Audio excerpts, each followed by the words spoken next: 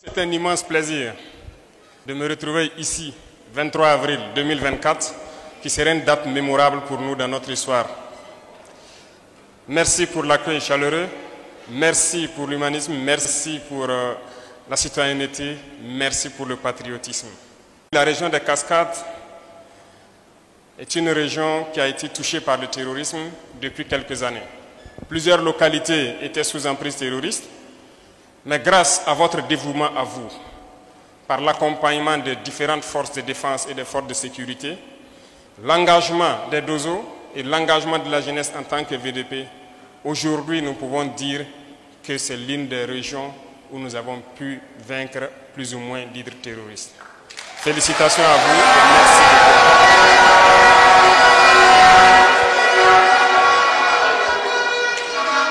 Mais je dis de continuer à faire corps avec les différents FDS, continuer à mener le combat, parce que certains de ces ennemis n'ont pas été neutralisés, se sont retranchés de l'autre côté de la frontière. Peut-être qu'ils se préparent à revenir, mais il faudrait leur réserver l'accueil qu'il faut si jamais ils doivent revenir sous quelque forme que ce soit.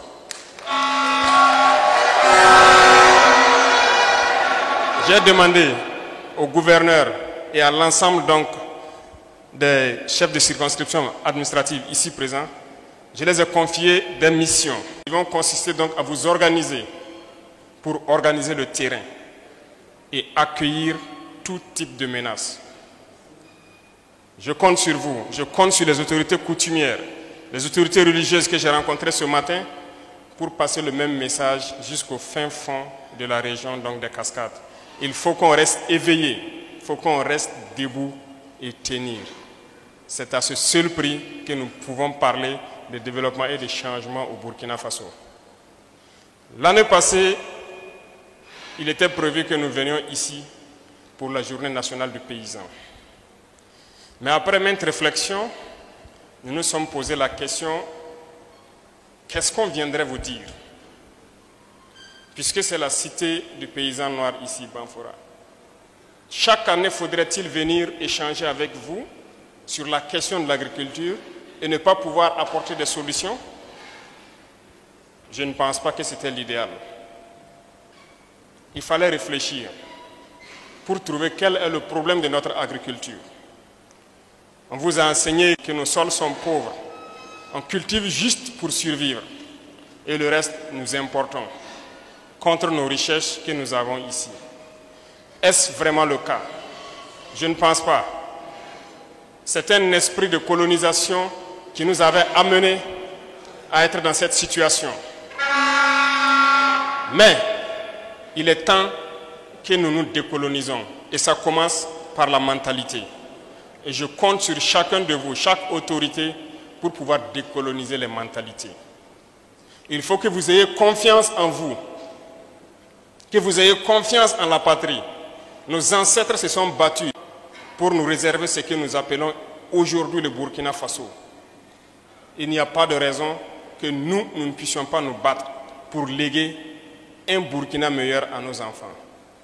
On nous a mis en tête que nous sommes pauvres, que nous n'avons rien.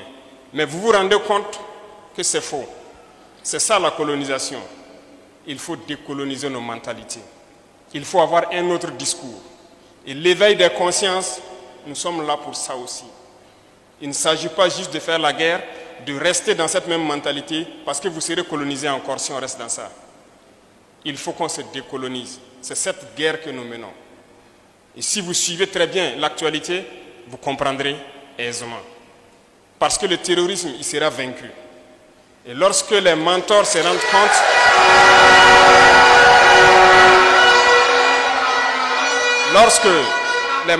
rendent compte qu'il est en perte de vitesse et qu'il sera vaincu, ils sont en train de s'organiser pour venir eux-mêmes faire le combat ici. Eh bien, nous nous préparons, nous sommes prêts, nous défendrons nos terres jusqu'au sacrifice.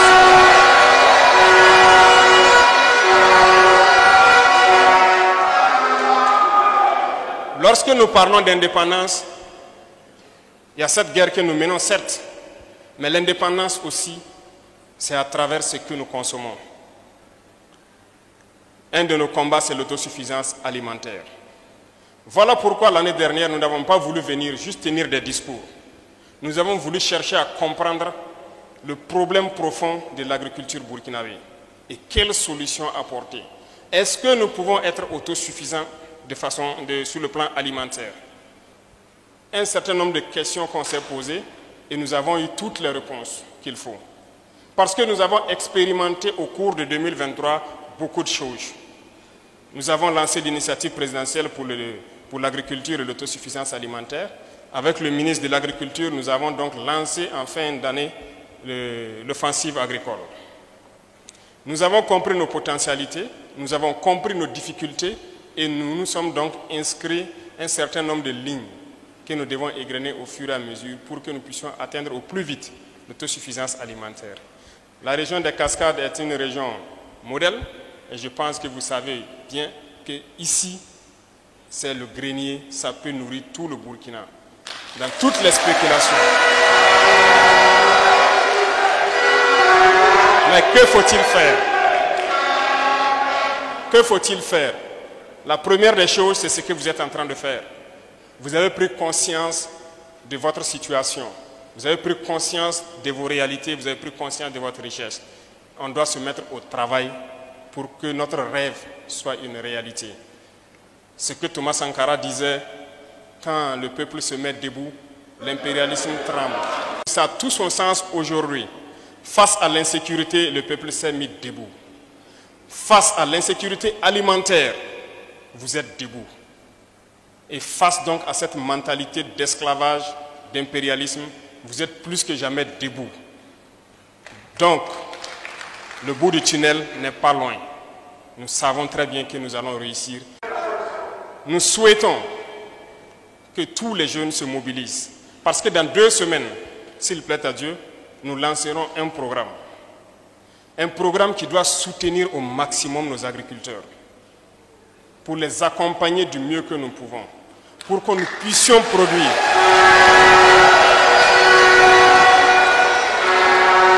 Vous le verrez, et ça sera de façon concrète. Nous avons fait le maximum pour réunir un certain nombre de choses pour que je ne vais pas l'annoncer ici.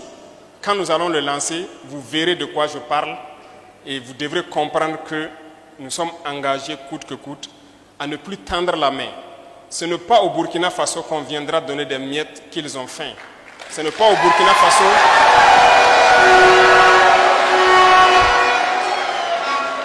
on ne doit plus nous voir comme des mendiants.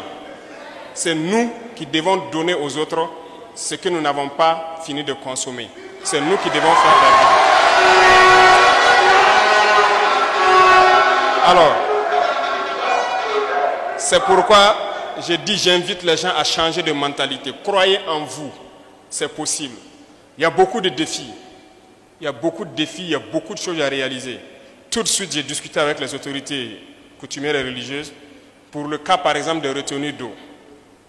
Dans la région des Cascades, il n'y a qu'un seul barrage et ensablé. Barrage construit depuis 1962. Il vous faut beaucoup de barrages ici. Parce que la région est riche en cours d'eau. Toute la bande frontalière, que ce soit la région des Cascades ou la région du Sud-Ouest, il pleut abondamment. Il y a beaucoup de cours d'eau. Nous venons de quitter Pau il n'y a pas longtemps. Nous savons que c'est le même type de climat. Mais combien de retenues d'eau? Il n'y en a pas.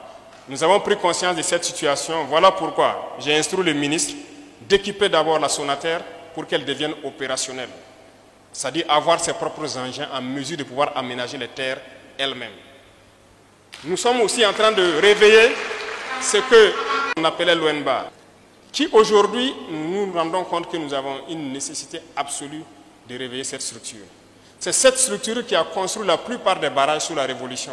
Et aujourd'hui, partout au Burkina, vous passez, la plupart des barrages que vous croisez, on vous dira que c'est sous la Révolution ou bien avant la Révolution. Certes, après la Révolution, on a construit quelques barrages, mais je pense que chaque localité, là où on peut faire une petite retenue d'eau pour que les gens puissent produire en permanence, nous devons pouvoir le faire.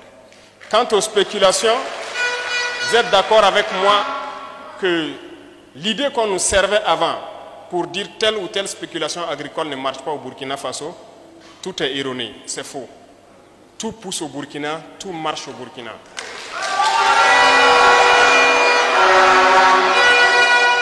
Vous devez vous engager dès à présent.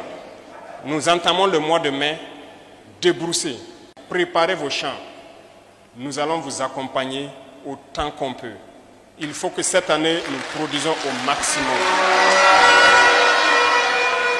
Et nous comptons sur vous qui avez pu combattre, vous qui avez tout fait pour libérer cette zone de leaders terroristes. Il faut que nous puissions produire au maximum. Mettez tout en œuvre. Les chefs de circonscription ont été instruits pour consolider et pour faire en sorte que tout se passe très bien. Donc, c'est pour vous dire que la question de l'agriculture nous tient à cœur. Et la question de la transformation nous tient aussi à cœur. Lorsqu'on va se mettre à produire, immédiatement on va penser à transformer. En venant sur la route, je regardais nos mamans en train de vendre les mangues. Beaucoup d'entre elles, peut-être dans 2-3 jours, si elles n'ont pas pu vendre les mangues, vont pourrir. Elles seront obligées de jeter. Et c'est sûr que depuis l'indépendance, c'est comme ça que ça se passe. Lorsque la période des mangues arrive, voilà, quand on arrive à vendre, on vend. Si on n'arrive pas, ça pourrit, on jette. Pourquoi ne pas mettre en place une structure qui peut transformer cette mangue et que nous ne perdons pas ça?